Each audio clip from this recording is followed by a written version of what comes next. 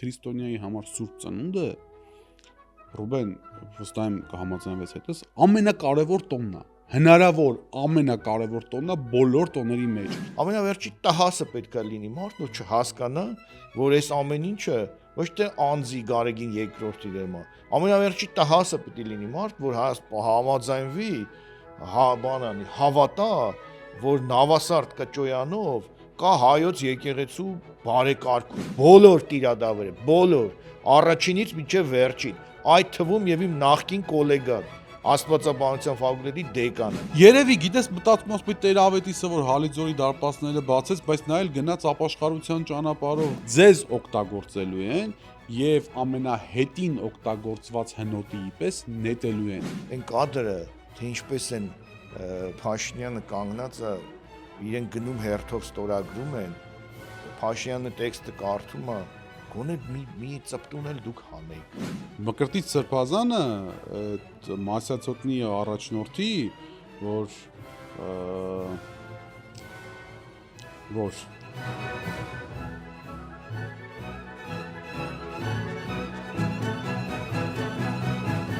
Ողջույն 24-ի եթերում Պրովզորույցն է, Պրովզորույցի թող 17-րդ թողարկումը, մենք արդեն վերսկսել ենք մեր նկարահանումները, ես եւ դոկտոր պրոֆեսոր Ռուբեն Մելքոնյանը, նախ եւ առաջ ուզում եմ շնորհավորել մեր այսպես արդեն հավատարիմ դարձած հեռուստադիտողին նոր տարվա եւ Սուրբ Ծննդյան տոների կապակցությամբ ու ցանկանալ իմաստություն մեր ժողովրդին երևի թե ամենա այսպես երևի դիպուկ բառը այդպեսին կլինի դե ինչ նոր տարին անցան տոները, անցավ ամանորյա հոզի բդի այսպես շրջանը ու բայց ցավոք սրտի 25 թվականի մարտահրավերները նոր թափով այսպես նորոգվեցին 26 թվականին ու ինչ տեղի ունեցավ 25-26 թվականների այս անցումային շրջանում որը մեզ համար այսպես մոդայիկ բառով ասեմ տրիգեր հանդիսացավ այսօրվա հաղորդման համար Վենեսուելայում տեղ ունեցած իրադարձությունները, երբ որ Միացյալ Նահանգների հատուկ ջոկատայինները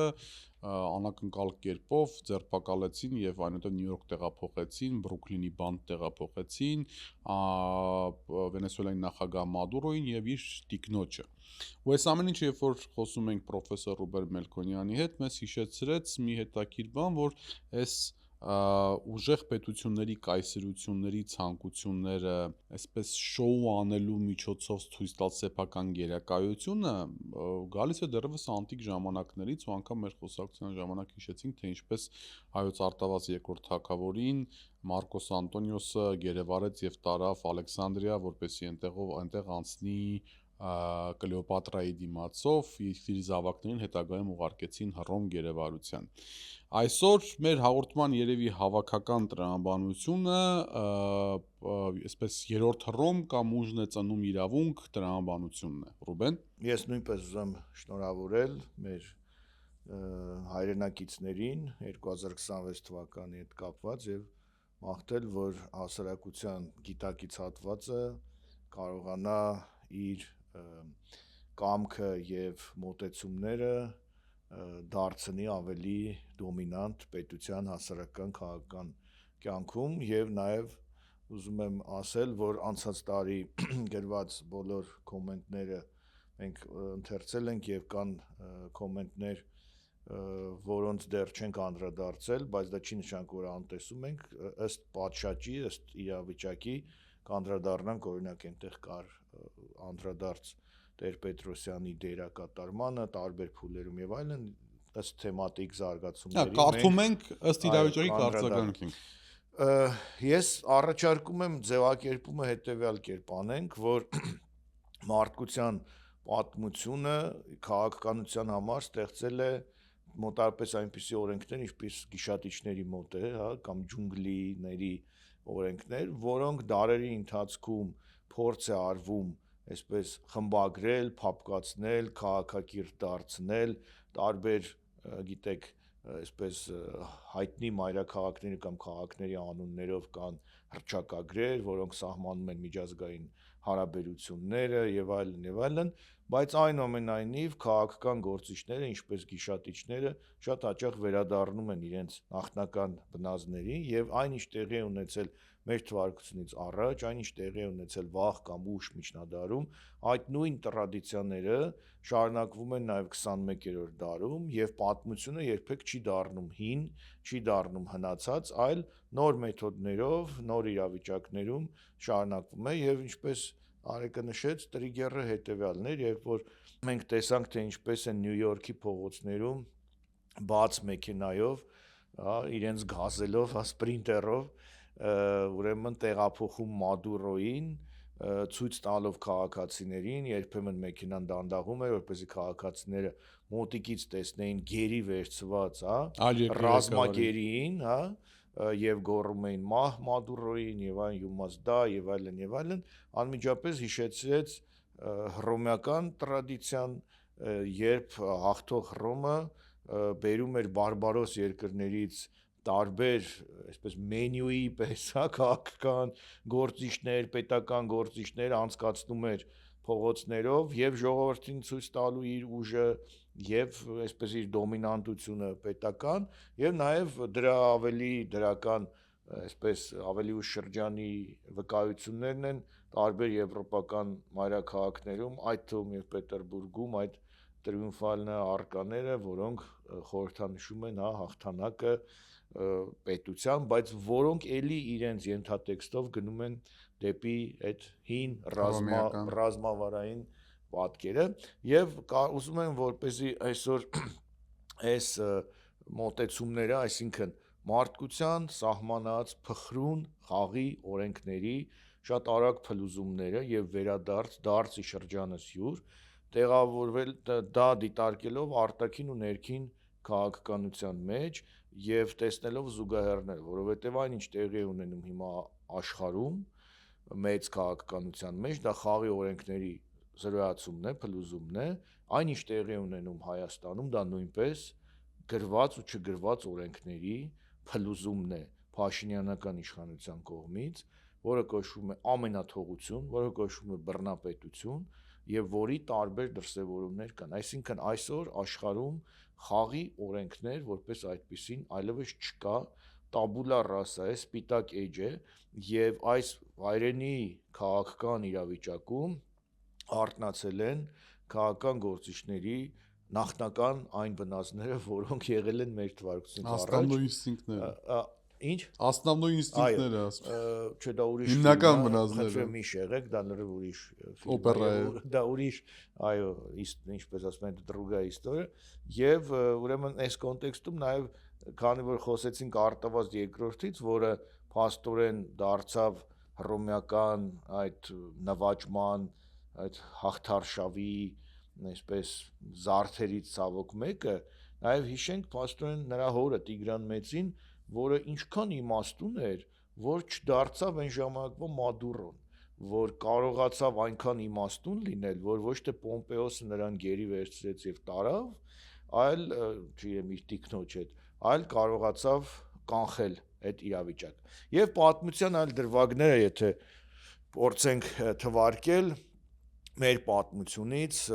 մինչև ցավոք սրտի մեր օրերը, մենք տեսնում ենք այս տրադիցիան, այսինքն հաղթողի գիշատիչային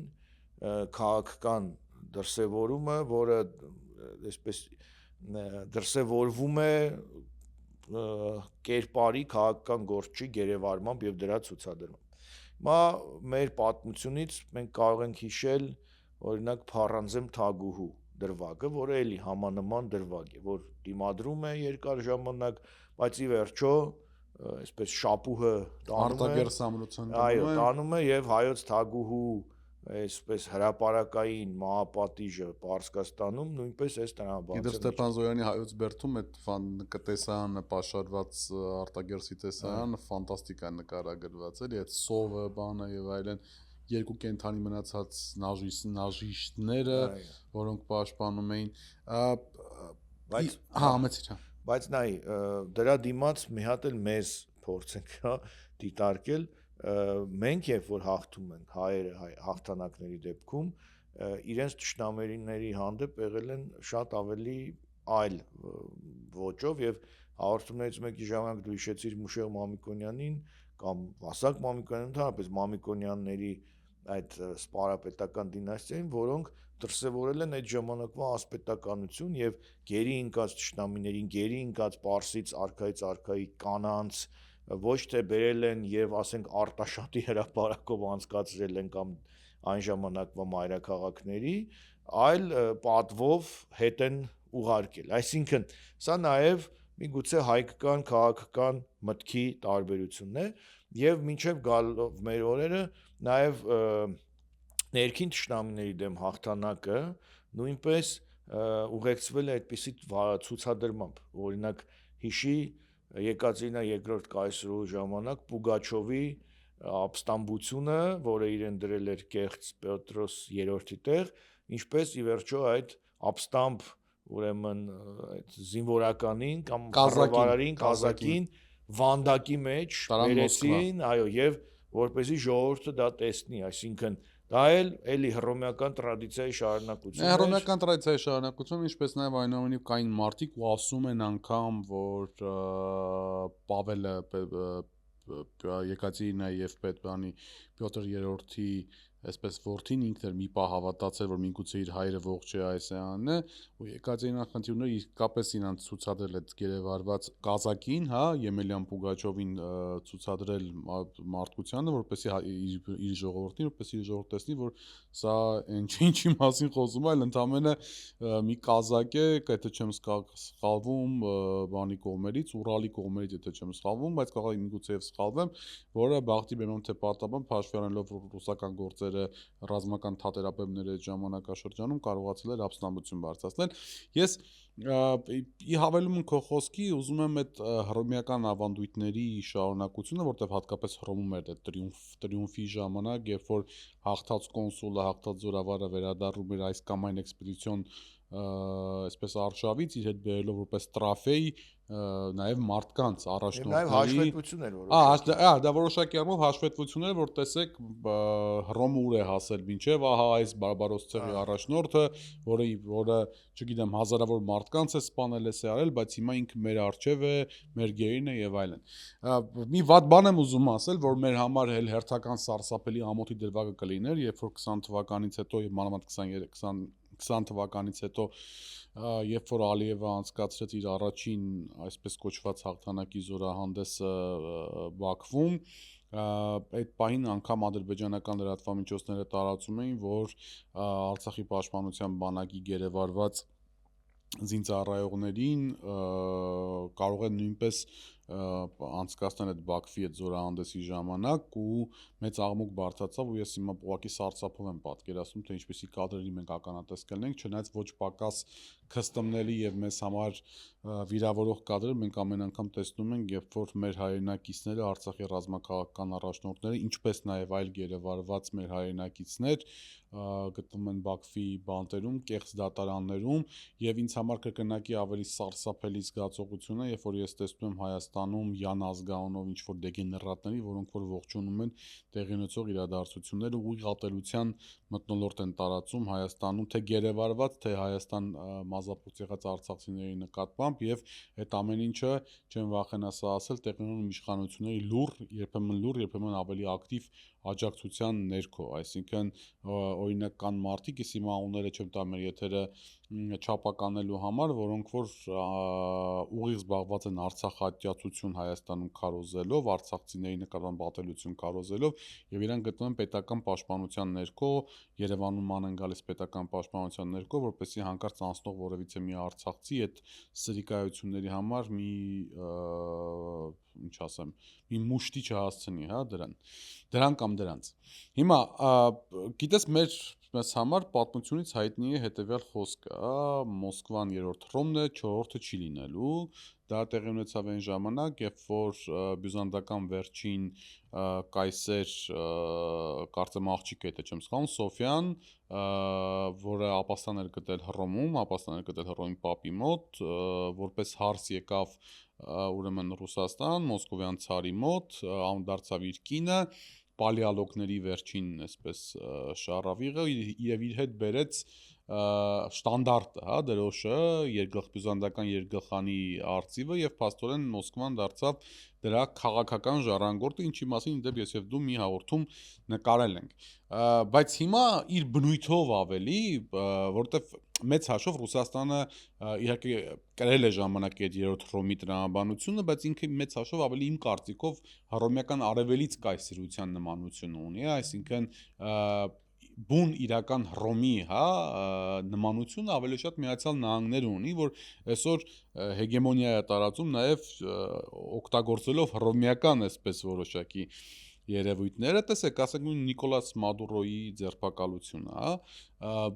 ինչի անվան տակ էր դա տեղի ունենում, որտեղ ամեն ինչին պետք է այդ բանը, պատերազմի առիթը, հա, այսպես կոչված, կամ ակցիայի առիթը, ինֆորմացիոն հովանավորը, կամ ինֆորմացիոն այդ առիթը, այս անգամ ինֆորմացիոն առիթայինները, որ իբր թե Վենեսուելայից Միացյալ Նահանգներ մեծ քանակությամբ նարկոտրաֆիկ բան է գալիս, նարկոտիկ է գալիս եւ այլն եւ այլն։ Իրականում փաստերը ցույց են տալիս, որ Միացյալ Նահանգներ Վենեսուելայից գալիս է բանի թմրադեղերի, այսպես ընդամենը 3%-ը, որը չնչին որոշակի թիվ է հաշվի առնելով, թե ինչ ահռելի քանակություն է գալիս Մեքսիկայից, ինչ ահռելի քանակություն է գալիս Նիկարագուայից, Հոնդուրասից, Լատինական Ամերիկայի այլ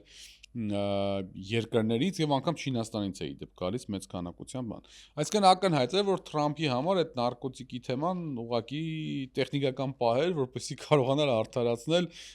այն ակտը, որ ինքը անում էր։ Իսկ ակցիան իրականում հետեւյալն է, որ Միացյալ Նահանգները սա ցույց է տալիս, որ Լատինական Ամերիկայում ինքն է լինելու տեր ու տիրականը եւ այլևս չի խորշելու գործողությունների կատարման մեջ, հա, այսինքն նույն Թրամփը, որ հայտարարում է, որ հեսա բանն է, Գրենլանդիան է գրավելու Դանիայից իդեպ ՆԱՏՕ-ի դաշնակից անդամներից, հեսա բանն է, Մեքսիկան է գրավելու, մեքսիկական ծոցը ամերիկյանց եւ այլն եւ այլն։ Հիմա ինչ ես ամեն ինչը այդքան երկար բան արեցի, որ ակնհայտ է դառնում, որ երկրորդ աշխարհամարտի արդյունքում ձևավորված աշխարհակարգը, որի հետևանքեր ՄԱԿ-ը, մյուսը եւ այլն, գնալով աստիճանական այսինքն հետ Պոցդամյան աշխարհը, այսպես ասենք, հա, կամած արժեզրկվելով, հիմա այլևս վերջնականապես վերացել, հա, ու մենք գործ ունենք միջազգային հարաբերություններում սպիտակ թղթի հետ, որտեղ նոր ձեռքով նոր կանոններ են գրվում ու այդ կանոններում էլի ով ինչ կարողանում է անի, ով ինչ կարողանում է մարսի, դա էլ անում է։ Ու ցավոք սրտի, հիմա երկրորդեմ քո ասածը, երբ որ միջազգային հարաբերություններում կանոնները վերանում է որպես այդպեսին, այսինքն օրինակ արևմուտքը այլևս դու սառը պատերազմի ժամանակ կար ազատ աշխարհ, չէ, արևմուտք, ազատ աշխարհի առաջնության Միացյալ Նահանգների նախագահն էր, Եվրոպան այդ ազատ աշխարհի կարևորագույն մաս էր եւ այլն։ Հիմա այդ ամեն ինչը գոյություն չունի, այսինքն այն ժամանակ ուշադրություն են դարձնում ժողովրդավարությանը, մյուսին, խոսում են, այսա հիմա այդ ամեն ինչի վրա խորապես թքած ունեն, շատ պրագմատիկ հաշվարկներով։ Ու այս պրագմատիկ հաշվարկներով իրենք նաեւ հնարավորություն են տալիս, որպեսզի այլ պետությունները, որոնք չեն կազմում այդ մեծ կոնգլոմերատների մաս, բայց կարող են լինել իրենց բնական դաշնակիցներ կամ այդ պետությունների ղեկավարները իրականացնեն իրենց երկրների ներսում այնպիսի քաղաքականություն, ինչպես իրենց խելքին կարող է փչել այդ պահին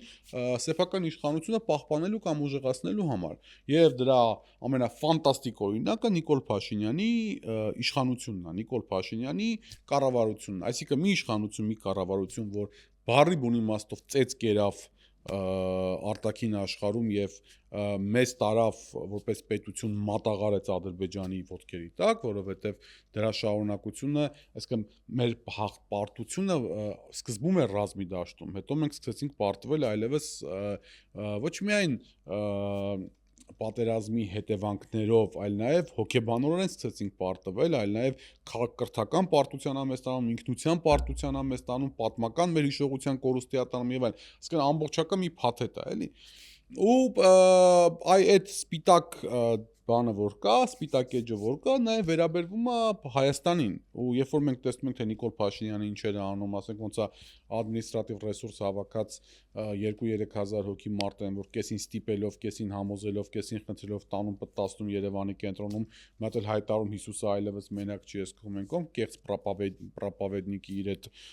տրամաբանության մեջ, հա, դու հասկանում ես, որ տոլի իշո բուձետ, ամեն ինչ դրա արժևում է, այդ ամեն ինչ դրա արժևում է, մենք ամեն անգամ նոր կա, այսինքն, եթե Թրամփի համար օրինակ հետ սառը պատերազմյան շրջանում, ասենք, երևի եզակի դեպքերից էլի, որ մտան նախագահ գողացան տարան, ինչ որ տենց ցույց տվեցին սաղ աշխարհին, որ տեսեք նոր բան էին էլի, ինչ որ բաների գալերի առաջնորդի էին տարել դեպի առում, այդ իրանց համար էր կարմիր բան նորություն, սպիտակ թղթի վրա գրված, մեզ համար սպիտակ թղթի վրա գրվածը այն էր, որ փաստացի Հայաստանի վարչապետը մեղաքես տերասված հայտարարեց, որ Հիսուս Քրիստոսին պաշտպանում է հայառաքելական եկեղեցուց եւ հայառաքելական եկեղեցու հովապետից կամ եպիսկոպոսած, arczepiskopos դասից։ Նարեկ մինչև ներքաղաքական անիրավության տիրույթ մտնելը թույլ տուր մի քանի շտրիխել այս արտաքին քաղաքականի հետ կապված խոսենք եւ նոր անցնենք ուրեմն դեպի բանի խաղի օրենքների կամ բոլոր տեսակի գրված ու չգրված օրենքների ոտնահարմանը ներքաղաքական հայաստանյան տիրույթում։ Ուրեմն ես քո հետ միանշանակ համաձայն եմ, որ երրորդ հռոմը ոչ թե Մոսկվան է, ըստ էության դե ֆակտո հիմա, այլ Ամերիկան, Վաշինգտոնը։ Չորրորդը, այսպես ասեմ։ Եվ տրամաբանությունը հռոմեական ավելի շատ դոմինանտ է եւ երևում է ամերիկյան քաղաքականության մեջ, եւ տեսեք Հռոմի պարագայում ինչ էր, որ նա կարող է ոտնձգություններ իրականացնել լավով կամ վատով, ոչ միայն իր ճշտամիների հանդեպ, այլ իր այսպես կոչված բարեկամների հանդեպ, հիշում ես այդպիսի տերմին կար, drug Rime, եւ ասել օրինակ ոնց որ հիմա Թրամփն է ասում, Գրենլանդիան ձեզ պետք չէ, հարգելի Դանիա, տվեք ինձ, որովհետեւ դա ինձ ավելի է պետք։ Հիմա նույն տրամաբանությամբ Հռոմը կարող է Տիգրան Մեծին ասում էր Անտիոքը քեզ պետք չի, հարգելի Տիգրանիչ, այդ Տիրանիչ։ Անտիոքը դուր մեզ դու բավարարվի, ասենք, բանով, Վանա լճով եւ այլն, քեզ այդ ամեն ինչը պետք չի։ Հիմա եւ նայ այս խաղի կանոնները երբ որ վերանում են, դա դրսևորվում է այդ լիդերների կամ այդ քաղաքական գործիչների նաև ռետորաբանության մեջ։ Հիմա նայեք, մի հատ զուգահեռ ասեմ, էլի բանից Դոնալդ Թրամփի մի քիչ միգուցե ներողություն խնդրելով, որ համեմատում եմ, բայց այնուամենայնիվ, նայ, Նիկոլ Փաշինյանը ասում է կառավարությունը ես եմ, Դոնալդ Թրամփը մի քանի օր առաջ ինչ էր ասում էր ես թագավորն եմ։ Հենց տենց, I am the king։ Ասում էր ես թագավորն եմ, ես եմ որոշում վենեսուելական նավթը ոնց պիտի ծախենք, Վենեսուելան ես վերցնում եմ, կառավարում եմ, թիմ եմ ստեղծում Մարկո Ռուբիոն բան եւ այլն, իրանք կառավարեն Վենեսուելան։ Այսինքն որևիցե այդ իրանք, որ այսքան ժամանակ միլիարդներ են ծախսել ՀԿ-ներ, մարդու իրավունքներ, ժողովրդավարություն, ընտրություններ, դեմոկրատական, չգիտեմ, արժեքներ, բան այդ ամբողջը գցում են լիովին բան, մեքսիկական ծոցը կամ ամերիկյան ծոցը եւ ասում եմ ուրեմն լսի, ես որոշել եմ, որ Վենեսուելայի ընտրությունների արդյունքում հիմա կեղծված չեն, ընտրված իրենց առաջնորդ ուրեմն Մադուրոին, ես գողանալու եմ, կինն էլ եթե շատ ուզում թող հետը գա կնոջ հետ, ոնց որ արտավազդ երկրորդին կարծում կնոջ հետ Գերեվարեցին եւ ընտանիքի հետ, միայն կարծեմ որդին Արտաշեսը փրկվեց, որ հետո դարձավ Արտաշես երկրորդ։ Այդ բոլորին վերցնում տանում եմ Նյու Յորք եւ նա այստեղ ցինիզմի եւ ասում եմ ես թագավորն եմ։ I am the king, ես թագավորն եմ, տենց բառացի ես չեմ ասել, Դոնալդ Թրամփն ասել, որ ես թագավորն եմ, ես եմ որոշել, այսինքն ինչ ընտրություն, ինչ նախագահ, ինչ բան, ես եմ որոշել եմ, այսպես եմ անում։ Հիմա վաղը կորոշի, որ Կուբայում պետք է փոխի, կմտնի կուբականի, մյուս օրը բանը Կուբան թշնամական է այդտեղ կանի, Դանիան թշնամական չի, կմտնի այդտեղ կանի։ Դու նայ ինչպես էր ծաղրում Մակրոնին, ձևերը ինչպես էր Մակրոնի անում, այսինքն բոլորը Դոնալդ կայսրի մոտ ոչ մի բան եք, ձեզ կարամ ծաղրեմ, ձեր մեր ներքին զրույցները կարամ բացեմ, ասեմ եւ այլն, եւ այստեղ մի ցինիզմի հիմա նայ զուգահեռ հետեւանն է, կառավարությունը ես եմ, ուրեմն ես Facebook-ով հրաման եմ տալիս ազգային բարերարին բռնեք, Միքայել Սրբազանին բռնեք, Արշակ Սրբազանին բռնեք, պրոֆեսոր Խաչիկ Գալստյանին բռնեք եւ այլն, եւ ես թակավորն եմ Դոնալդ Թրամփ, Վենեսուելայի Մադուրոին մի հատ բերեք ստեղ։ Ու ընդ որում ցինիզմի ողբերգական ցինիզմի դրսևորում մարդկային կյանքերը դառնում են այս պարագայում զրոյական։ Հիմա նայ, Դոնալդ Թրամփն ասում է, մենք որ հարձակվեցինք Վենեսուելայի վրա, շատ մարդ մահացավ, շատ մարդ զոհվեց, մերոնցից ոչ ոք, բայց Մադուրոյի անվտանգությունը չեմ Կուբայից Համապատասխան կոտորել են 30 քանի հոգի զոհվել են եւ ու այդ ասելուց 1 րոպե հետո նա սկսում է ապարել։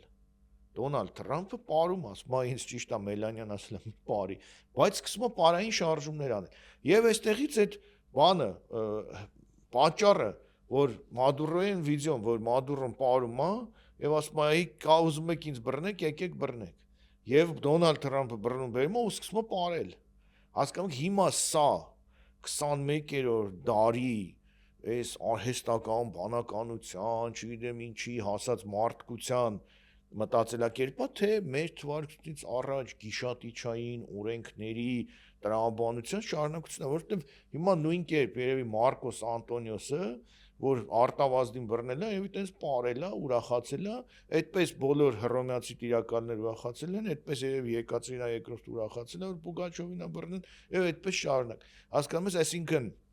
գիշատիչային մարդու քաղաքական մարդու գիշատիչային բնազդը չի թուլանում եւ 21-րդ դարում մնում է նույն։ Հիմա արտաքին քաղաքականությունից եւս մի դրվագ եւ երկու շեշտադրում անենք եւ տեղափոխվենք ներքին քաղաքականություն։ Նայ, ցավոք սրտի այս խայտառակ պատկերները գերեվարության մենք հիմա նույնպես ապրում ենք եւ Բաքվի դատարանում տեղի ունեցողը դա նույնպես այս նույն տրամաբանության շարունակություն, երբ Արցախի 3 նախագահներ նստած են Բաքվի դատարանում, երբ գեներալներ, այո, Հավիտ Մանուկյան, Լևոն Մնացականյան նստած են այդ ուրեմն Բաքվի դատարանում եւ մյուս ուրեմն քաղաքական գործիչները եւ քաղաքացիական անձինք, այսինքն ազգային ժողովի նախկին նախագահ, արտաքին գործերի նախկին նախարար եւ այլն եւ այլն։ Հիմա սա կարող ենք ասել, որ ադրբեջանական քաղաքական այդ գիշատիչ սովորույթի այսպես պարադն է, ճիշտ է, քո ասած զորահանդեսի ժամանակ շղթայակապ Արցախի նախագահներին Բաքվի ուրեմն հրապարակով չանցկացրեցին, բայց Բաքվի բանտում են եւ հռետորաբանությունը Ալիևի նույնն է, որ ասում էր ուզում էին չայ խմեին Բաքվում, այնա հիմա այնտեղ բանտում նստած երևի չայ են խմում, բայց դրան զուգահեռ սիմվոլիկաները նայի Բաքվում բացված այդ ռազմավարի պուրակը, որտեղ ցուցադրված են հայկական, արցախյան զրահատեխնիկա, զինվորների մուլյաժներ եւ այլն եւ մեր համազգեստները, այո, սա հենց նույն այդ հռոմեական ոճի արևելյան ամենավատ դրսևորումն է ադրբեջանական ու հռոմեական ադրբեջանական մի քիչ դժվար է ասելը, այլափոխված բարբարոսական ցեղերի այնուամենայնիվ այլափոխված։ Հիմա գամ սրա վերջին դրվագին, արեք եւ փորձենք անցնել ներքաղաքական դեպք։ Հիմա նայ, իմ կարծիքով այն որ այս մարդկության գրած օրենքները, հա, զսպող մեխանիզմ է, որ չի կարելի այլ երկրի տարածքային ամբողջականության հանդեպ ոտնձգություն, այլ երկրի քաղաքական գործիչի նախագահի հանդեպ ոտնձգություն եւ ես կարծում եմ այս ամեն ինչը մոտ առապես սովետական միության փլուզումից որոշ ժամանակ հետո արդեն թուլացել էր եւ սկսեց բացահայտ դրսևորել, որ այս օրենքը այլևս չկա, երբ որ ասենք Քադաֆիին հրապարակային լինչի դատաստանի ենթարկեցին, ընդ որում եվրոպական տերությունների ծափահարությունների ներքո։ Ոչ միայն եվրոպական, իսկ Հիլարի Քլինտոնի բանը։ Այո, Հիլարի Քլինտոնի, Սարկոզի, մյուսի, երբ բանին Քադաֆիին հիմա չենք քննարկում Քադաֆիի ժողովրդավար եւ ոչ ժողովրդավար լինել, որովհետեւ արևելքում ժողովրդավարություն հարաբերական է չի լինում, այսպես ասած, ինչպես ասենք անապատում չի կարող լինել սառցե բեկորներ, հա։ Հիմա Քադաֆիին հրապարակային լինչի դատաստանի ենթարկեցին, դաժան ձևով սպանեցին դիակը դրեցին ցուցադրման, սա նույնպես էլի է տրադիցիան է, ինչ տարբերություն շղթայակապ թագավորի են անցկացնում Հռոմի փողոցներով, թե Կադաֆիի դիակն են դնում հրապարակը։ Ուրեմն դրանից առաջ Եգիպտոս կամ հետո Սիրիայի վերջո սիմվոլիզմները նայ։ Ասադը փախավ, բայց Ասադի հոր դամբարանը վառեցին, դիակը հանեցին, գանգը տշեցին եւ այլն, այսինքն սիմվոլիկ վրեժ։ Ընդ որում այդ ոսկորների հանդեպ, մահացածների հանդեպ վրեժն էլ ունի էլի այդ Տիշատիչայի նախկին սովորույթներ։ Նույն Պարսից բանակը, երբ որ Հայաստանը գրավել էր, գերեվարեց Արշակունի թագավորների ոսկորները դամբարաններից հանեց գերեզմաններից եւ տարավ հետո Մուշեղ Մամիկոնյանը հետ բերեց։ Հիմա նույն այս տրադիցիան գործում է, այսինքն երբ որ Արցախում քանդում են հայկական գերեզմանները, բղծում են հայկական գերեզմանները, այդ նույն մտածողությունն է գործում եւ այլն։ Հիմա նայ, այս օրենքները ինձ թվում է արդեն փլվել էր եւ այս փլված լինելը իմ կարծիքով առաջիններից մեկը զգացել էր Թուրքիան, որը շատ լավ ունենալով քաղաքական գիշատիչի հոտառություն հասկացել էր, որ ինչպես Մաուգլիի մեջ օրենքը, որ ջունգլիների օրենքը վերացած է եւ ինչ բանը խաղաղության օրենքը նկատի ունի եւ ինչ ուզի կարող է անել եւ այդ ժամանակ էր որ Թուրքիան ներխուժեց Սիրիա, ներխուժեց Իրաք, մինչև այդ արդեն ներխուժել էր Կիպրոս, ներխուժեց Էգեյան ծովի ավազան, սկսեց Լիբիայի հետ ինչ որ ուղիղ ճանապարհ անել եւ այլն եւ ահա այս տրամաբանությունն Սիրիան մանարեց։ Այո, Սիրիան եւ ահա այս տրամաբանությունն էր, որ թուրք-ադրբեջանական տանդեմը պրակտիկայից վերածեց գործնականի եւ հասկացավ, որ Արցախի հարցում իրենց օկուպացիան եւ իրենց ամենաթողությունը ֆոսֆորային ռումբերի կիրառում, մահապատիժներ եւ այլն աշխարհում արժանանալու է 0 ռեալ հակազդեցության, որովհետեւ խաղի կանոնները փոխվել են եւ ինչպես հիմա աշխարհը ուղղակի ասում եմ Մադուրոին ինչի բռնեցի նույն կերպ էր արձագանքելու ավելին ասելու են դե Ղարաբաղը վիճելի տարածք է եւ օգտվելով նրանից որ խաղի օրենքներ չկան մտավ այդ օկուպացիոն տրամաբանության մեջ եւ եղավ այն ինչ եղավ եւ հիմա նայ դրան հաջորդող քայլերը Ալիևը ինչ ասում հիմա ասում է այս ամեն ինչ ապացուցեց որ միջազգային օրենք այլևս չկա օրերս էր ասում ինչ որ հարցազրույց ժամանակ եւ ապացուցեց որ միակ օրենքը ուժն է ծնում իրանք հիմա զուգահեռը նայենք Նիկոլ Փաշինյանի ցավոք սրտի Հայաստանը ներկայացնող իշխանության տրամաբանության արտաքին քաղաքականության մեջ 0 adekvatություն ուրեմն ինչու աշխարհը ասում է օրենք չկա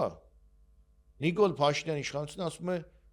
բանի սահմանների անկախտելիությունը տարածքային լեգիտիմություն բանը մեր անվտանգությունը մեր լեգիտիմ սահմաններ ուրեմն Գրենլանդիան լեգիտիմ սահմաններ չունի որ Դոնալդ Թրամփը ժպտալը ապարելով ասում է հեսա գալու եմ այդ Գրենլանդիան վերցնեն կամ Մադուրոին գողանալ Մադուրոն Վենեսուելան տարածքային ամբողջականության խախտում չէ որ ամերիկյան զինուժը մտավ այդ 80 հոգու որ սպանեցին Կուբայից էին Վենեսուելից դրանք մարդու իրավունքներ չկար ընտանիքներ չունեին ոնց սպանեցին եւ բաց այդ ասում եմ դե մտանք մի 30 հոգի Կուբայից էին չեմ քանի հոգի որ դեցին բոլորին խփեցինք դուրս եկանք հիմա աշխարհը էս խաղի կանոնների մեջ է հիմա Ալիևը ասում Ալիևը սա հասկացել է Էրդողանը վաղուց է հասկացել որ մտել է Սիրիան վերցրել է եւ չգիտեմ էլ ինչերա վերցնելու Էրդողանը որտեվ հասկանում է որ սենցա խաղի կանոնները ով ինչ հասցնում է պետք է վերցնի հա ոնց որ վայրի սեփականաշնորհման տարիներին ով ինչ կարում էր մեկը գործան սեփականաշնորհեց մեկը 100 մետր հող սեփականաշնորհեց մեկը չգիտեմ դարձավ միլիոնատեր հիմա էլ տենց խոր բաները վերլուծությունները անում չեն հայտնի խոսք կա չէ մի հարցրու ինձ իմ առաջին միլիոնի մասին մնացածների մասին կարամ հաշվետվություն տա մի խոսքով Եվ այս պարագայում Հայաստանը ունի 0 adekvatություն արտաքին քաղաքական այս process-ների հանդեպ, որովհետև այն աշխարհում որտեղ չկա օրենք, դու գնում ես օրենքից խոսալու, դու զրուցակից չունես, որովհետև դու խոսում ես մի թեմայի մասին, որը հնացած է։ Դու ասում ես խաղաղության խաչմերուկ, Կիրանցի պատ, մեր բանը միջազգայինորեն ճանաչված սահմանները որպես մեր անվտանգություն։ Ախր չկա այդ ամեն ինչը։ Ոչ մի բան չկա, հետեւաբար չեմ ասում գնա պատերազմ արա։ Հետեւաբար ասում եմ, որ քո զրույցը adekvatությունից դուրս է եւ հիմա գանք ներքին քաղաքականության։ Այն ինչ որ տեղի ունեմ արտաքին քաղաքականության մեջ, Փաշինյանի իշխանությունը հասկացել է եւ կիրառում է ներքին քաղաքականության մեջ։ Արտաքինի մեջ ասում է չեն հին ձևերով, ներքին քաղաքականության մեջ ասում է նոր ձևերով, մոլդովական սցենար։ Այսինքն կեղծ բաներ։ Հիմա զուգահեռ երկակի ստանդարտներ էլ մի քանի դրվակ, որ մեր հայրենակիցները այս ամեն ինչը պատկերացնեն։ Ինչի համար են ձերբակալված, կալանավորված սրբազանները, բարերարը, տարբեր մարդիկ եւ զուգահեռ ինչա տեղ ունեն։ Հիմա օրինակ Միքայել Սրբազանինը ասում են, որ կոչ արել հեղաշրջման, չէ՞։ Միքայել Սրբազանը հոգեորական է, գեներալ չի, որ ասեմ մտելա կոչ արել, զորանոց է մտել, ասելա հելեք հենց հիմա գնում են։ Լավ, ինչ որ հիմա իր հանդեպ կիրառում, օքեյ, հանցանք է, շատ լավ։ Գառնի համայնքապետարանի այդ անձնավորությունը, որ կոչ է անում, քարով, կոնկրետ։ Միքայել Սրբազանը ասում է հեղապանի։ Միքայելը ասում է, եթե ասում է մենք ունենային գեներալներ այս կոմենկոմ, ուղղակի ռազմական հեղաշրջում կանեին, եթե ապա հիպոթետիկ ինչ-որ հայտարարություն է անում, ընդ որում ընդունենք որ էմոցիաների տակ եւ այլն, մի խոսքով անում է նմանատիպ մի բան։ Լավ, չէ, Միքայել Սրբազանին ամենախիստ ձևով 2.5 տարի տվել։ Հիմա կոնկրետ անձ ասում է, վերցնենք քարը, խփենք կոնկրետ անձի, ամենայն հայոց կաթողիկոս Գարեգին երկրորդի գլխին, սատկի։ Ոչ մի բան։ Ես մինչև հիմա չգիտեմ, ինչ որ process կա թե չկա։ Հաջորդը քաղաքական գործիչ, չգիտեմ, ուզում ես անունը տամ, ուզում ես չտամ։ Տուր։ Ես չեմ ուզում տամ։ Անունը լավ, ասում է Ռոբերտ Քոչարյանի գլուխը պետքա ջարդել։ Պետքա հետո քաղաքականապես։ Այս քաղաքականապես, այսինքն մի հատ այդ քաղաքականապես բառը ասում են, որ իրանց հիմնավորումը լինի։ Այն երրորդը այս բոլոր իշխանական մեդիաների հարցազրույց, ասում է դե Սամվել Կարապետյանի հանդեպ կառավարությունը գործ է հարուցում։ Չի հասկանում, որ կառավարությունը գործ չի կարող հարուցի, էլի, երևի պիտի ինչ որ քննչական մարմինը։ Կաղա գործ է հարուցում եւ ինքը կաղանտրությունների չի հասնում։ Այն չորրորդը ասում է պետք է ամեն ինչ անել, որ ընտրություններին չգիտեմ SSS ուժերը արկելել ասում, ջարդեն գլուխները եւ այլն, տան քարով գլխին։ Հիմա սա չի նշանակում, որ ջունգլիի օրենքները վերել մտցել են ներքաղաքական կյանք եւ այն ինչ որ անում է Դոնալդ Թրամփը մեծ խաղի մեջ օրինականություն այդ նույնը տեղի ունենում Հայաստան, որովհետեւ Հայաստանում խաղի օրենք չկա եւ այստեղի ամենացայտուն դրսեւորումը փաստաբանները, որոնք ահռելի գործ են անում։ Գնում հասնում են ինչ որ ինստանցիա եւ ասում են դատավորին, հարգելի դատավոր, ախր սա հնարավոր չէ սրա հիմա վրա մարդուն չի։ Իրավաբանություն չի, սա հնարավոր չէ մարդուն կալանավորել այս բանի վրա։ Դատավորը ասում է, այո, ներքին զրույցներում երևի կամ չգիտեմ ոնց, իր հոգու խորքում։ Այո, բայց վճիռը տալիս եմ այսպես։ Դե հիմա նայ, հիմա սա չի նշանակում, որ այս իշխանությունները արտաքին խաղի օրենքները հասկացել են, բայց դա բերել տեղայնացրել են ներքին քաղաքականության մեջ։ Տես ժամանակին այսինքն էլի հետ Պոզդամյան շրջանում, այսպես ասենք, ու սառը պատերազմի ժամանակ բարձր չէ թե Միացյալ Նահանգները, թե Սովետական միությունը իրականացնում էին գործողություններ, որոնք մեղմ ասած կապ չունեն միջազգային իրավունքի հետ։ Բայց անգամ քանի որ հավասարակշռության որոշակի մեխանիզմներ կային, անգամ դրանք, այսպես ասեմ, փորձ էին արվում որոշակի քողարկվածության տակ անել, հա։ Օրինակ ժողովրդավարության ազատ աշխարհի առաջնորդ Միացյալ Նահանգները, օրինակ ինչ ես կարծում, Աֆղանստանում ասենք, օրինակ սովետական միության դեմ կռվող թալիբներին, իսլամիստ այդ բաներին կամ բանի են, Շահ Մաղսուդ եւ այլն, դրանց զենք տալիս էին թե չէին տալիս։ Բնականաբար տալիս էին, չէ՞։ Օրինակ ինչ ես կարծում, ասենք Սադամ Հուսեյնի առաջին շրջանում Միացյալ Նահանգները Իրաքի հետագա դիկտատոր մյուսին եւ այլն զենք տալիս է թե զենք չէր տալիս։ Բայց ինչ է սերու գնում Սիրիա, այսօր բանակականն է։ Չէ, հիմա ապաշկարային ընդունում են, էս են անում եւ այլն, հիմա ցինիզմ է։ Այն ժամանակ ասում ինչու քո օրինակ ես վերջերս հիմա բարձել եմ, որ Կամբոջայի այդ Արյունարբու են բոլոր ժամանակների ամենաատելի ռեժիմներից մեկի կարմիր կխմերներ կոչեցյալ ռեժիմի առաջնորդ Պոլպոտը օրինակ զենք էր ստանում, հələ մի քանի երկիր ասա, ասենք, որոնցից կարող զենք ստանար։ Եվրոպական քաղաքացի Հյուսիսային Կորեայից ստանում էր ախպեր ջան, եւ ուշադրություն քողարկված Միացյալ Նահանգներից էր զենք ստանում, որովհետեւ ընդդեմ Վիետնամի էր, Կամբոջայի Վիետնամի հարաբերությունները սրված էին, բայց դա քողարկված էր հասկանում ես, հիմա այլևս, քանի որ ինչպես մենք ֆիքսեցինք սպիտակ էջից է նորից սկսել ամեն ինչ։ Բնականաբար ամենավերջին լկտի եւ ցինիկ դրսեւորումը մենք կունենանք ընդ որում ակնհայտ է որ աշխարհը շատ ավելի լարված ֆազա է հասնում, ակնհայտ է որ նույն Միացյալ Նահանգների հորդորով կամ Թրամփի կոչով Եվրոպան սկսում է զինվելու process, Գերմանիան խոսում է բանակի վերականգնման մասին, որը երկրորդ համաշխարհային պատերազմի արդյունքներով ինքը իրավունք չուներ մեծ հաշվով մինչև հիմա այնտեղ Գերմանը Միացյալ Նահանգների զորական ներկայությունը կա, չէ՞, զինվորական Ֆրանկֆուրտում բազաներ եւ այլն, այսինքն մենք գտնվում ենք բաների տեկտոնական փոփոխությունների, որոնք կարող են Աստված մի առածը բերել երրորդ աշխարհամարտի կամ նմանատիպ ինչ-որ բան, տակ ֆազային շրջանում ենք գտնվում։ Օպիտ ասած sense էլի մի քիչ պայմանական ասած։ Ոնց որ երթևեկության ժամանակ բոլոր սվետաֆորները անջատվեն։ Հա, ով ոնց կարա քշի։ Գային վերանա ու ով ոնց կարանա, այսինքն վերանա նկատում չաշխատի,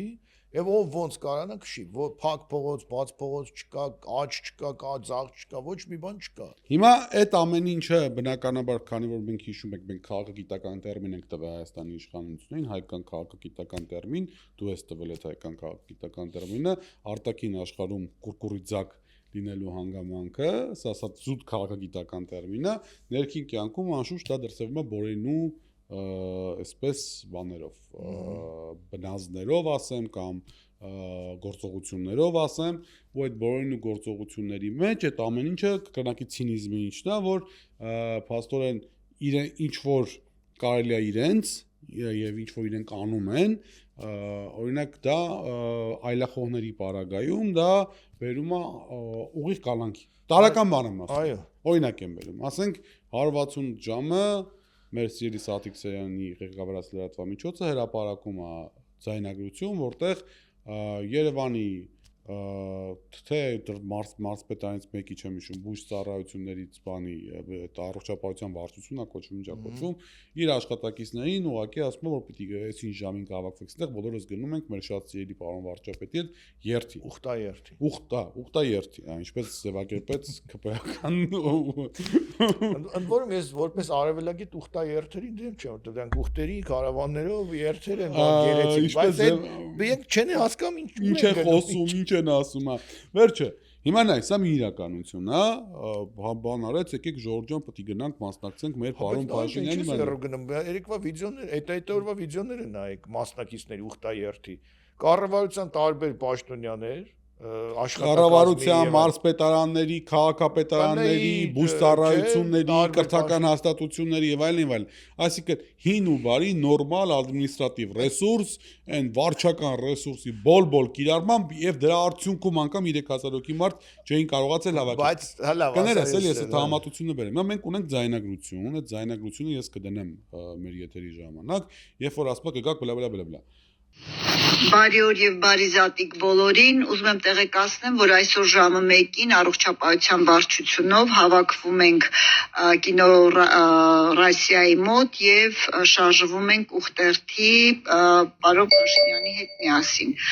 Եթե ցանկացողներ կան, խնդրեմ միացեք մեզ։ Որովիցե քեդական գործ չկա, որից է մարդ կալանավորված չի։ Մենք ունենք դրան զուգահեռ հայ առաքելական եկեղեցու եպիսկոպոս կալանավորված, որ գտնվում է Նուբարաշենի բանտում, Մկրտիչ եպիսկոպոս Պրոշյանը, որը ամբաստանվում է մի քահանայի, ուրեմն ցուցումով, տված ցուցումով նախկին քահանայի Տխրարճակ Ստեփան Ասատրյանի, թե չեմ սխալվում, Ստեփան Ասատրյանի, որ նախկինում Տերարամ է կոչվել, ցուցմունքով այս մարդը գտնվում է ուրեմն Նուբարաշենի քրեակատարողական հիմնարկում են պարզ պատճառով, որ 21 թվականին ինքը ուղղորդել է քահանաներին մասնակցել ընդդիմության հանրահավաքներին։ Իսկ մի իշխանություն, որ ասում էր, որ մարիխուանայի օրինականացումը ժամանակի հարց է, Արշակ Սրբազանին տարել են ազատազրկման 18 թվականին իբրև թե ուրեմն այսպես ինչ որ մեկի գրպանը, ինչ որ խոտաբույս Այո, Հայաստանի այսինքն անգամ մեղադրանքներն են ծիծաղ հարություն։ Հայաստանի այսօրվա ազգային ժողովի նախագահը իր ելույթներից մեկում հայտարարեց, որ իր կարծիքով մարիխուանան վաղ թե ուշ պետք է Հայաստանում ազատականացվի։ Եվ դա նորմալ երևույթ է։ Հիմա հայ առաքելական եկեղեցու Մարիաթոր Սուրբ Էջմիածնի դիվանապետ Արչակ arczepiskopos Խաչատրյան Էսպային գտնվում է Կալանավայրում ազգային անվտանգության ծառայության Երևան կենտրոն քերակատարողական հիմնարկում, որովհետև ըստ ամբաստանության 2018 թվականին հանձնարարել է այդ նույն ազատականացված մարիխուանան տեղադրել եսիմ ուսապարկում։ Հիմա սա իհարկե առաջին հայացքից ծիծաղելի է։ Սա նաև ողբերգական է, բայց սա նաև վտանգավոր է, որովհետև այս վտանգավոր, ինչի եմ ասում, որովհետև հասարակական հարաբերությունների այսպիսի մոդիֆիկացիան, անդիմություն, իշխանություն, պայքարի այսպիսի տրամաբանություն, այսպիսի մոդիֆիկացիան ինքը չի կարողանալու անհետևանք լինել, այսինքն այնպես չի, որ 6-7 հոգու կալանավորել ու ամեն ինչ անցնելու է։ Ոչ, այդպես չի լինելու, որովհետև այսօրվա իշխանությունները մեղմ ասած բան չեն, հավերժ չեն, ինչպես ոչինչ հավերժ չի բացի մեր Տեր Հիսուս Քրիստոսից, եւ հույս ունեմ նաեւ հայ առաքելական եկեղեցուց ու մեր պետությունից, ու երբ որ Հայաստանում փոփոխություն տեղի ունեցավ, այն ամեն ինչը ինչ որ արվել է, դա հնարավորություն է տալու մյուս իշխանություններին անել դրա կրկնակին ու եռակին նորից անցնել ինչ որ սահմաններ ու անել ավելին նրանց դիմաց, հասկանում ես։ Սա փոխելու է մեր հասարակական հարաբերությունների, ներքաղաքական հարաբերությունների ամբողջ բնույթը, որտեղ արի կներես հանուն անկեղծության պետք ունենք, որ բռնաճնշումներ, քաղաքական կանոններ Հայաստանում միշտ էլ եղել են, բայց ինչ որ չափ ու սահման ու տրամաբանություն ա եղել։ Այո, նայ ես քո ասած այդ կապված ուղակի տենց ոնց որ ռեմարկետ բան կարգավիճակով ասեմ, եթե Վանո Սիրադեղյանը մի հետաքրքիր միտք ունի, ասում է ամեն հաջորդ իշխանություն, եթե սկսի նախորդ իշխանությունների այդ ամեն ինչի մեղքերի եւ այլնի համար ռեպրեսիաների գնա, ապա երկիրը կվերածվի մեծ քաղաքական, այնտեղ մի հատ բառ ասում, այդ բառը չեմ ուզում եթերով օգտագործեմ, շատ անորոշ եւ անպաճույճ մի տարածքի։ Ինքը շատ կարճ մի բառ ասում, որը որոշակի այսպես ծառայություններ մատուցող տներ նկատի լրբանոցի, այո, չէ, ուրիշ բան ասում, բայց ամեն դեպքում, այսինքն պետք է ինչ-որ պահի կանգ առ, բայց այս իշխանությունը այնքան կարմիր գծեր, այսինքն չկա էլ ոչ մի գիծ, ոնց որ աշխարհում չկա միջազգային օրենք, այնպես էլ այս իշխանության պարագայում չկա այդ օրենքները, դրա համար շատ բացասական նախադեպ են ստեղծել եւ խորանում են այդ իրենց մեղքի անդաստանում, սխալների անդաստանում։ Եվ այստեղ նայի օրինակը դու բերեցիր, ախր ինքը Փաշինյանը չի տեսնում, որ վարչական ռեսուրսով հավաքված ուխտաերթ է առաջնորդում։ Ախր ինքը չի ճանաչում այդ կառավարության պաշտոնյաներին, չի տեսնում ովքեր են համալիրի տնօրեն, չգիտեմ ինչ եւ այլն, Ատոմակայանի տնօրեն, ռազմականի բան, ախր Արցախի պաշտպանության բանակի նախկին գեներալ, ինքնախաբեության այդ դոզան ինչքան մեծ է, որ սովետական աթեիստ առաջնորդների գլխարկի նմանությամբ գլխարկով, ուրեմն եկեղեցու բակում այդ հավաքած բերած մարդկանց, ուրեմն ինչ որ քարոզները կարտում եւ զուգահեռները նայի մեկ ուրիշ տեղ վարչական ռեսուրսով իբրև թե հանրահավաքի ուղարկելու պարագայում քրեական գործ, այս պարագայում ոչ մի բան։ Հիմա այստեղ մի հատ էլի պիտի Դոնալդ Թրամփից ներողություն խնդրեմ եւ մի հատ զուգահեռ տանեմ։ Դոնալդ Թրամփն ասում է ես թակավորն եմ եւ Մադուրոին հենց հիմա մտեք կնոջ հետ ննջարանից բռնեք բերեք ին բան Նյու Յորք դատելու, Փաշինյանը մտնում է Facebook եւ գրում ասում դու հեսա ազգային բարերն, հեսա դու մեր ձևը կտեսնես ու մի ժամ հետո քրեական գործ ազգային բարերի հանդեպ։ Այսինքն չի երևում որ չկա ոչ մի օրենք։ Հիմա ասում են ինչու եք ասում բռնապետություն, բա ի՞նչ է, եթե մի անձ որոշում է ամեն ինչ, դատավճիռները կարգում եւ այլն, բա էսա ուրիշ անունը ո՞րն է։ Այսինքն հիմա ինչպես աշխարհում adekvat չի խոսել, որ կան գիտես միջազգային իրավունք, այս օրենքը, այն օրենքը, տարածքային ամբողջականություն եւ այլն, այնպես էլ Հայաստանում խոսել օրենքի գերակայության մասին եւ խոսել տարբեր իշխանական թևերի, այսպես անջատ լինելու մասին, դա բնականաբար ուրեմն չի կարող համարվել տեղին։ Եվ այս նույնը կոնտեքստում այս օրենքների եւ այլնի բացակայության մենք տեսնում ենք, որ ինչպես աշխարհում օրենքների այլևս սպիտակ էջը, այս նույն տրամաբանությունը Փաշինյանական իշխանությունը բերում է եկեղեցու դաշտ։ Եվ այնինչ որ անում է հիմա Փաշինյանը, այս 10 տիրադավերի հիմա 11, ես կարծում եմ մինչև մի 20 պետք է հասնեն տիրադավերի թիվը 20-25, ուրեմն այս տիրադավերի միջոցով, ուրեմն դա նույնպես եկեղեցական օրենքի վերացման ուղղված քայլ է, ընդ որում Փաշինյանը մտել է լրիվ ուրիշ ոլորտ, այսինքն ստորագրում է որպես ՀՀ վարչապետ 10 տիրադավերի հետ, ինչ որ մի թուղթ, որով որոշում է, որ իրականացնում է եկեղեցուն բարեփոխում։ Նույնը ոնց որ Փաշինյանը հավաքվի տիրադավերի հետ, թուղթ ստորագրի, որ 24 նյուզում պետք է իրականացնի բարեփոխումներ։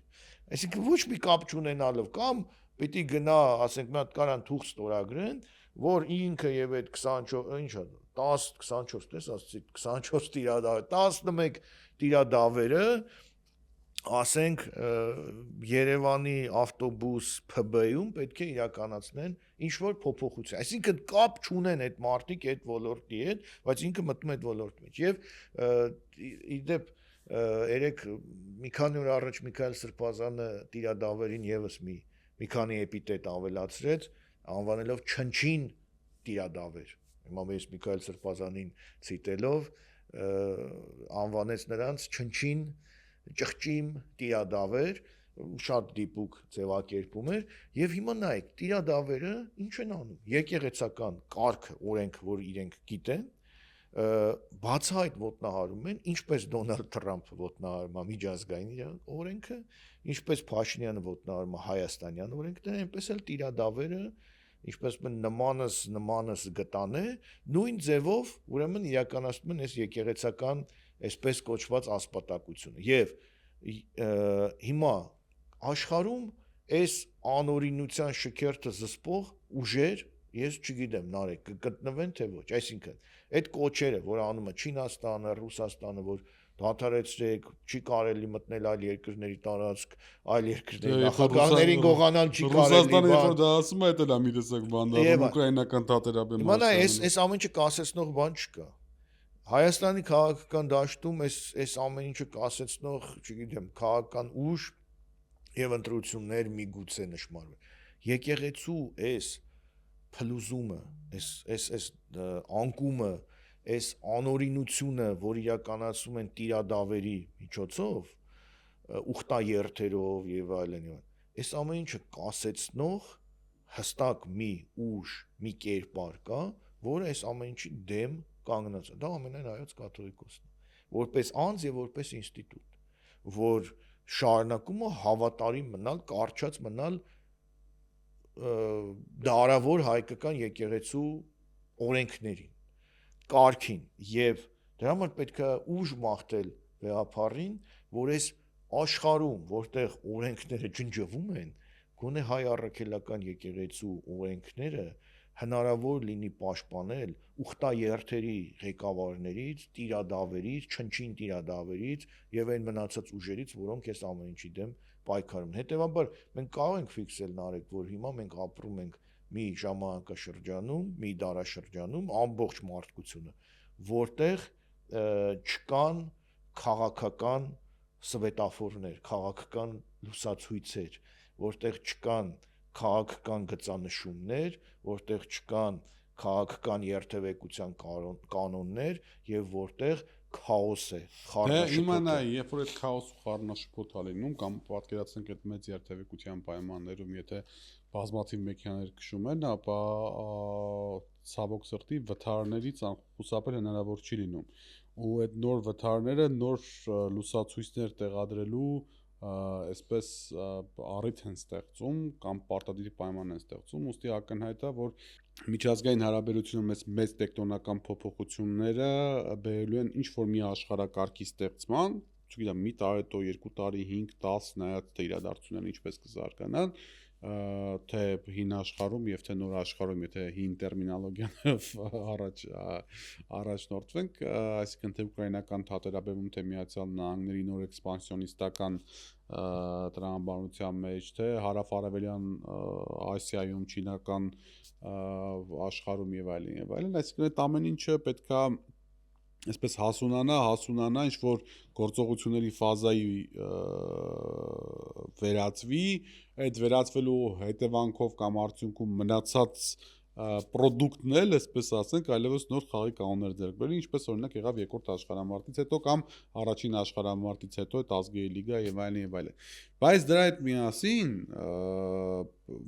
փոքր պետությունները, Հայաստանի պես փոքր պետությունները պետք է կարողանան հին Երևանյան լեզվով վիժիվատ անեն մինչև գոյատևեն մինչև այդ նոր բաները, խաղի կանոնները ստեղծվեն, որտեղ այս ընթացքում կարող աշխարհի քաղաքական քարտեզների վրայից ինչ-որ պետություններ անհետանան։ Բայց այտենց չի լինի, որ Կիրանցի պատը մեզ ապավենն, ասենք, այդ Կիրանցի պատով մենք կգոյատևենք։ Չէ, հիմա տես, ասենք ինքը ինչ է անում։ Ինքը ակնհայտորեն չափելա թե Հայաստանը որ պետություններից պետքա զգուշանա, ասենք Թուրքիան է եւ Ադրբեջանն է, չէ՞, այս բանը ինքը մտածում է Ռուսաստանից օրինակ չպետքա զգուշանալ, որտեվ ռուսները Կովկասում ստրատեգիական պարտություն են կրել կամ պարսիկները իրենց ներքին հարցերով խառան, իրենցից չպետքա զգուշանա։ Թուրքիան ու Ադրբեջանն է, ասում ախպեր ջան, ասում ինչա քեզ պետք արի տամ, դրա դիմաց ես մնամ այստեղ իշխանության կոպիտ ասած, հա, ընդ որում տալը դիմեն ֆիզիկական առումով չի, հոգեբանական, ինքնութենական, սիմվոլներ եւ այլն, այս կա ամբողջությամբ երկիրը պարկածնեմ մատաղանեմ Ադրբեջանին եւ Թուրքիային։ Դրա արդյունքում ինչ որ մնաց, ես դրա ղեկավարել եմ Դալուչիխ Վրիմյոն։ Հիմա ստեղ է Դալուչիխ Վրիմյոնի տակ ինքը ռեպրեսիաներ իրականացնելու ամբողջական բան ունի, կարտ բլանշ ունի բոլորի կողմից, հասկանաս, որտեղ ոչ մեկին չի հետաքրում Հայաստանում հայրաքելական եկեղեցու նկատմամբ ինչ լկտի հարձակումներ են, ոչ մեկին չի հետաքրում, թե ասեն քանի սրբազան է գտնվում կալանավայրում, այսօր աշխարհը այնքան խառն է ինքը իր առաջնահերթությունները, որ Հայաստանում ինչ որ 32 կկալանավորեն, 52 կկալանավորեն, 78 կկալանավորեն, պրոֆեսոր Խաչիկ Գալստյանին ասենք անունը կտեն, դրա խնդալս էլ է գալիս, ասենք Խաչիկի պարագային որտես բան ասում, որ ճանաչում է Խաչիկին Գալստյան, գիտի իր այսպես կերպարը,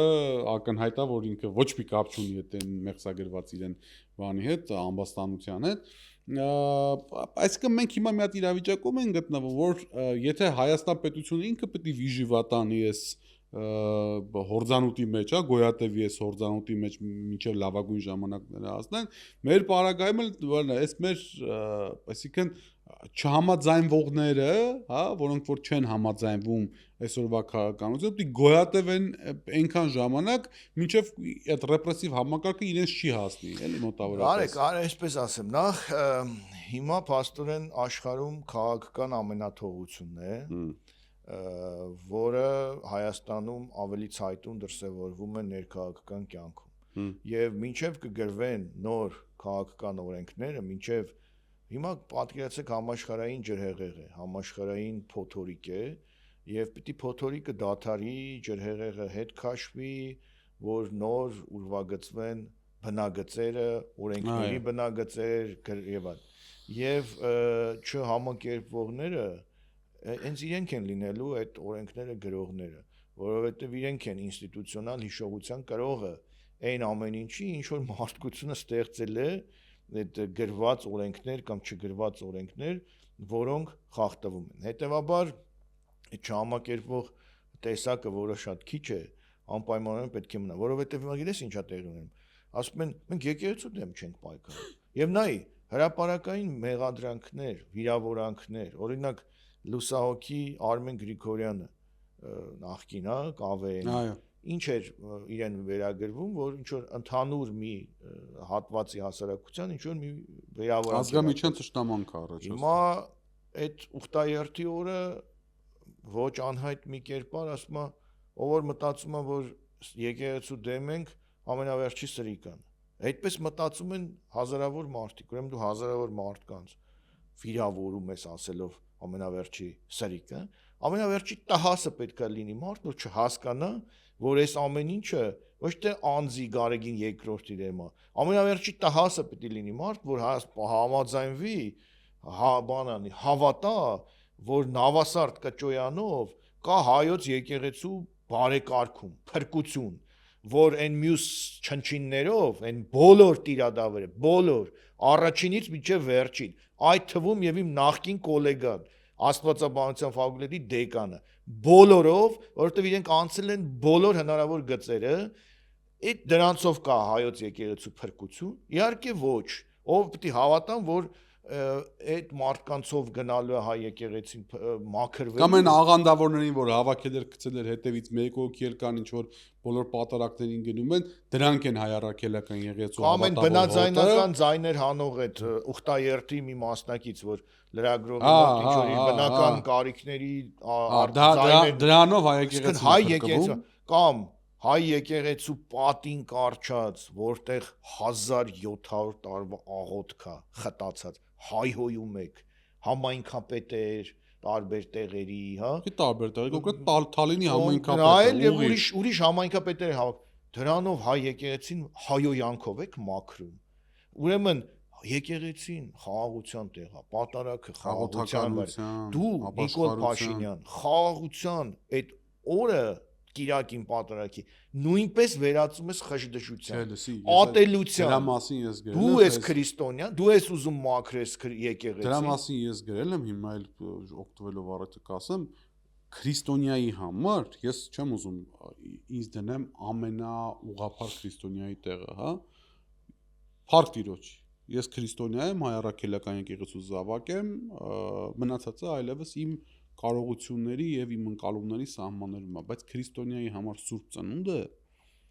Ռուբեն, վստահ եմ կհամաձայնվես հետս, ամենակարևոր տոնն է, հնարավոր ամենակարևոր տոնն է բոլոր տոների մեջ, ընդ որում անձնական, ընտանեկան տոների մեջ էլ ամենակարևորը, որովհետեւ եթե դու չես հավատում, եթե դու հավատում ես Հիսուս Քրիստոսին, ապա քո Տիրոջ ծննդյան օրը, քո տիեզերքի, այսպես ասեմ, քո ընկալումների, քո սիրո, քո ամեն ինչի ծննդյան օրը պետք է լինի ամենակարևոր օրը, ու այդ օրը հարամ անելը այդ օրը քաղաքական ոչ թե քաղաքականացնելը լսի դաժե քաղաքականացում չի գիտես այդ վարչական ռեսուրսի տակ այդ մարդկանց բերելը տանելը այնտեղ բանի պես ելույթ ունենալը Սուրբ Աննայի բակում Հիսուս Քրիստոսը այլևս մենակ չի եսի ինչ այն որ ինքը կինը այդ խաչը վրան եսի ինչ չգիտեմ նյուզեմնի տերել էր 8 միլիոնանոց զարդերով եւ այլով դու հասկացես դու ուղղակի սարսափում ես թե սուր են տանում էլի այսուր են տանում ու այդ քո ասացի պես այդ առանց ամաչելու այդ ամեն ինչի հետևից այդ հոտային տրամաբանությամբ այդ տիրադավ կոչեցյալները են որոնք որ ոնց ասեմ այդ մարդիկ որոնք որ ուղղակի 1700-ամյա այս մեր եկեղեցու ամենախայտառակ դրսևորումներից մեկն են երևի մեր ողջ պատմության ընթացքում ես հիմա ուզում եմ հիշել թե ով կարել իրենց պես այդպես խայտառակ կերպար դժվար հիշես Չէ, եթե տենց Թոնդրակյաններ, Պավլիկյաններ, տենց ինչ-որ Երևի գիտես մտածում ես պետք Տեր-Ավետիսը որ Հալիձորի դարպասները բացեց, բայց նա էլ գնաց ապաշխարության ճանապարհով, անևել Պետրոս Գետադարձեն էլ իր մասին հիմա հակառակ հոդվածներ են գրում, որ Սիմեոն Երևանցի կար, որ բաներ անում, որ այսքան հավաքական, այսքան տիրադավեր, event որում, նայ նույն այդ իշխանական ոչ աղքատ անձնավորությունը օրինակ եւ ուրիշներն էլ Խաչատուր Սուքեսյանը շատ հստակ ասում են որ իրենց օգտագործելու են եւ դենն են քաղաքականապես Նավասարդ arczepiskopos Կճոյան ձեր մասին քանի դեռ կարգալույց չեք ես ինձ որպես դաստիարակված մարդ կոչում եմ Ստիպված դնում ձեր մասին բացայտ ասում են որ դուք իշխանական բարձրաստիճան անձնավորությունները նույն Խաչատուր Սուքեսյանը ձեզ օգտագործելու են եւ ամենահետին օգտագործված հնոտի պես նետելու են դա է լինելու ձեր ճակատագիրը եթե դուք մտածում եք որ Նիկոլ Փաշինյանը եթե հասնի հաղթանակի հայ առաքելական եկեղեցու նկատմամբ ձեզ խնայելու է չարաչար սխալվում եք դուք հայտնվելու եք պատմության ամենահետին աղբանոցում եւ դրա մեջ լինելու է բան որոշակի նախախնամության արդարության պես մի բան է լինելու դա տեղ ունեցավ ինձ թվում է դա անկասելի է ամեն դեպքում իրենք այդ չնչին տիրադավերը իրենց դրել են այդ տեղում եւ այն կադրը թե ինչպես են Փաշինյանը կանգնածը իրեն գնում հերթով ստորագրում են Փաշինյանը տեքստը կարդում է գոնե մի ծպտուն էլ դուք հանեիք տենց ինչ որ բան դեմքերով արագ ստորագրում դե մեկը պիտի վազեր ժամանակ չուներ պիտի գնար հասցեր վայոզոր որ հեկի հարցերով բանկում իր բաները էներգոքի կային պիտի երևի սիգար կլուբ վազելով հասնեին որտեղ սիգար պիտի ծխեին ասենք սիգարասերների հանրության անունից այն բանը մասյացոտնի մեկ էր քո նախին գոլեգա կոչեցյալը այնտեղ էլով կա բանը ես միշտ պատշաճ չպայել եմ չեմ բան արել բայց կարմիր գծեր կան որ այլևս ինքդ քեզ ես դու ոչնչացրել դու ինքդ քեզ չես հարգում մենք քեզ ինչպես կարող ենք հարգել ընդ որում ես միշտ հարգանքով եմ վերաբերվել այդ 10-ից ում որ ճանաչեմ ում հետ շփվել եմ բայց դուք էս ինչ եք անում էս ուր եք հասել հələ Արշակ Սրբազյանի Բագրատի մասին չեմ ասում Բագրատ Սրբազյանի Միքայել Սրբազյանը իրանցից շատերի հոգևոր ծնողն ա եղել իրանցից շատերի ու իրանց հոգևոր ծնողի եւ հոգեվոր եղբայրների կալանավորման պայմաններում Մկրտիչ Սրբազանը այդ մասյացոտնի առաջնորդի որ մի խոսքով եւ նրա մյուսի մտերիմ ընկերներ այս մարդիկ խտացնում են իրանց մեջ հետաքրիր է 10 տիրադավերը խտացնում են իրանց մեջ մարդկային մեղքերի եւ ստոր գործողությունների հավաքականությունը տիրադավեն, ընկերադավեն, ուրեմն որտեղ ծնողատիրադավը, հա, կարող ասել ծնողադավեն, որպես իրենց հոգևոր ծնողին, վեապարին, ավակ ընկերոջը Միքայել Սրբազանին, ուսուցչադավեն, որպես այդպեսին, այո, այսինքն սկզբունքադավեն, հավատադավեն, այսինքն իրենք դավել են, ուրացել են հնարավոր ամեն ինչ պետքա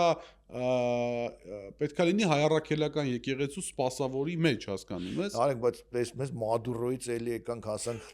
բաներին, տիրադավերին, որովհետև Մադուրոյի դարդը վենեսուելացիները թող հա լացեն։ Չէ՞ աշխարհում խաղի օրենք չկա փոթորիկը, մենք էլ մեր փոքր փոթորիկի, մեր երկրի փոքր երկրի փոթորիկի այսպես զսպմանն են կոչված եւ Միքայել Սրբազան մի լավ ձևակերպում է դա խղճալի տիրադավեր, խղճալի հասկանանք, այսինքն դուք խղճալի եք։ Գիտես, բայց ինչի որովհետեւ ձեր այդ նկարը որ նայեն, չէ՞ կոմպրոմատների զոհ են գնացել, այսինքն պարզա։ Բայց չէ, ի նկատի ունեմ պարզա, չէ, ասենք ոնց են դրանց ստորացնելով ասել դե նա է կարա, ասենք սենց կանեք։ Հիմա բա նայ, քանի որ խոսում էինք ռազմավարներից, հա, ասենք Հռոմեական կոնսուլի ռազմավարը այլ երկրների գերիալ թագավորներ։ Նիկոլի ռազմավարն էլ սա է։ Նիկոլ Փաշինյան ռազմավարն էլ մի գազել տիրադավերն է։ Գազելով բերեց, ցույց տվեց, գազելով տարավ։ Հա, անկեղծ եմ ասում։ Այդ բանը ուղղակի երևի այդ բանը չկար, արկան չկար, որ բերեն այդ գերիալ տիրադավերին։ Դե համարյա արկայով անցկա, տրդատյան դարպասելով չանցկացին, բանի բայրաստորը։ Հետո էլ այդ նույն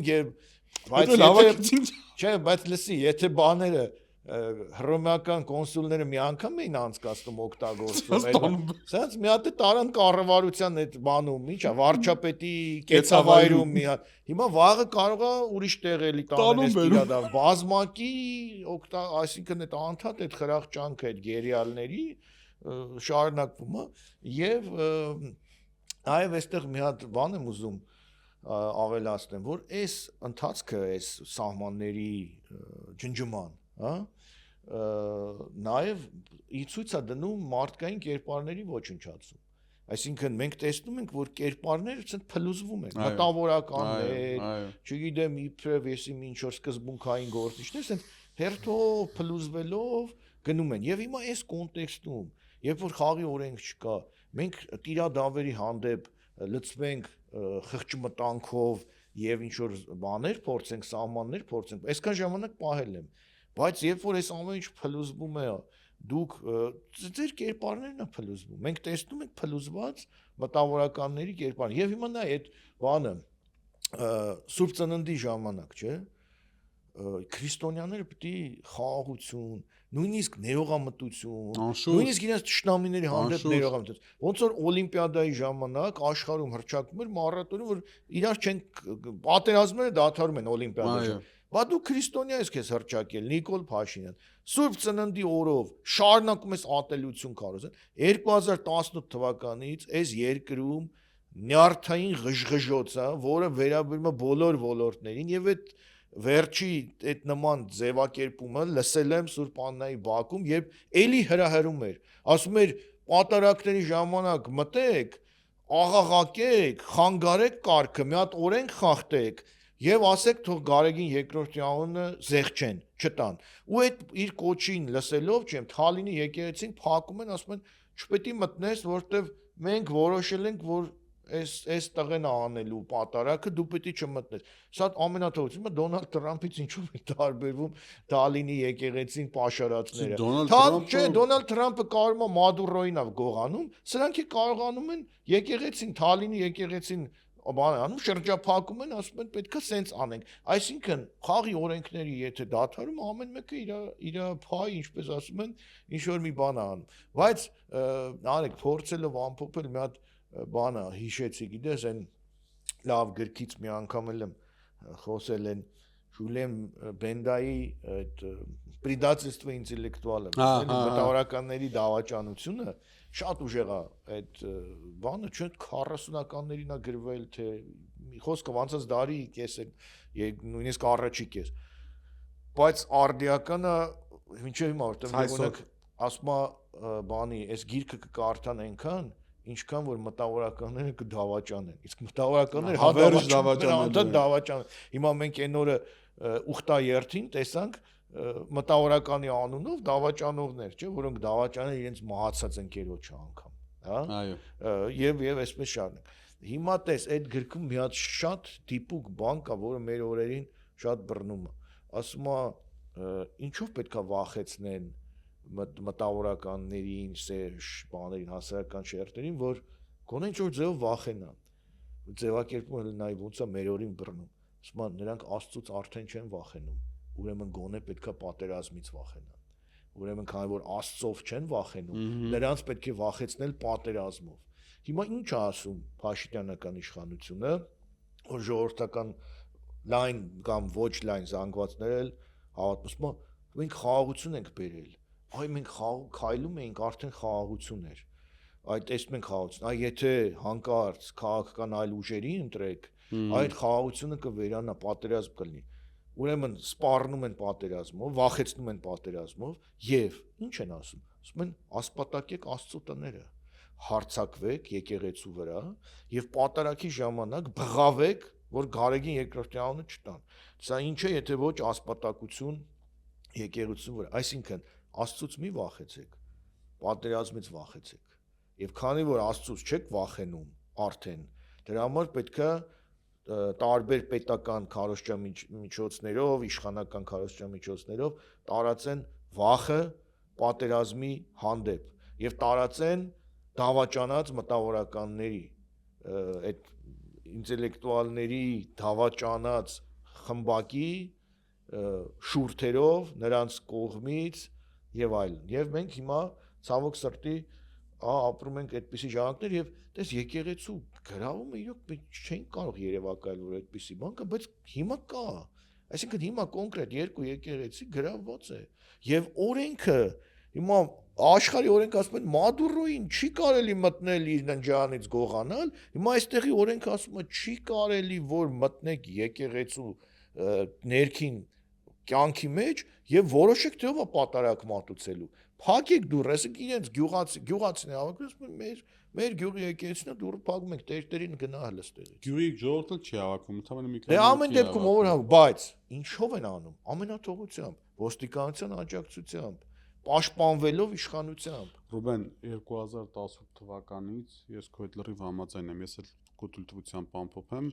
Մենք անդադ ասում ենք մի քիչ խոսենք, բայց մեկ այդ ժամ 20 Էս դիադավերն են խանգարում։ լրիվ, հա։ 2018 թվականից մեր ժողովուրդը կորցրել է, մեր պետությունը կորցրել է ներքին հանդարտությունը։ Ամեն ինչի մեջ նյարդ կա, ամեն ինչի մեջ։ Մեր երկրում ոչ մի բան հենց այն բան չի արվում, հանգիստ, հանդարտ չի արվում։ ամեն ինչի մեջ նյարդ կա, ամեն ինչի մեջ կռիվ կա, ամեն ինչի մեջ ամբաստանություն կա։ Չար կա, չար։ Ինչ-որ այն ինչ-որ Միքայել Սրբազանը չարը մռնչում է։ այն ինչ-որ չէր կարելի ժամանակին, հիմա կարելի է։ Այն ինչ-որ մեր պատկերացումների մեջ վատ էր, հիմա դարձել է լավ է։ Այն ինչ-որ մեր պատկերացումներով բարի էր, հիմա դարձել է քարոզումը, որ դա հակառակն է։ Ստորությունը որ մեր համար ընդունելի ու կարելի չէ, որ չի կարելի ընկերոջը դավաճանել, Աստծուն դավաճանել, չի կարելի, հիմա համատարած դարձել է կարելի, ու սա հեղափոխական, այսպես կոչված հեղափոխական իշխանության հավաքական բնույթն է, խառնակիչ, ամենաստորին կրքերը հանրության արդենացնող, ամեն կարմիր գիծ խախտող, ամեն գրված ու չգրված օրենք խախտող մի իշխանությունն է ու ամբողջ ողբերգությունը այն է, որ անգամ այս իշխանությունը թե բարով խերով մի օր արտանանք ուտենանք վերջապես գնահեց վերադարձել է հետ փաբեր, այսպես ասեմ, հա, նու փաբեր լավագույն պարագայում կալցենաները նույնպես կարող են աշխատել, բայց ամենայն դեպս, բայց մեր հասարակությունը այլևս այնքան բաներով է անցել, ցնցումներով ու շոկերով է անցել, այնքան վատ բաներ է տեղի ունեցել, որ ես այդ հանրային հաշտեցման բանը ճանապարհը իմ համար օրինակ շատ դժվար է պատկերացնելի, որովհետև հասկանում ես 8 տարվա ընթացքում այս մարդիկ բոլորիս դարձրեցին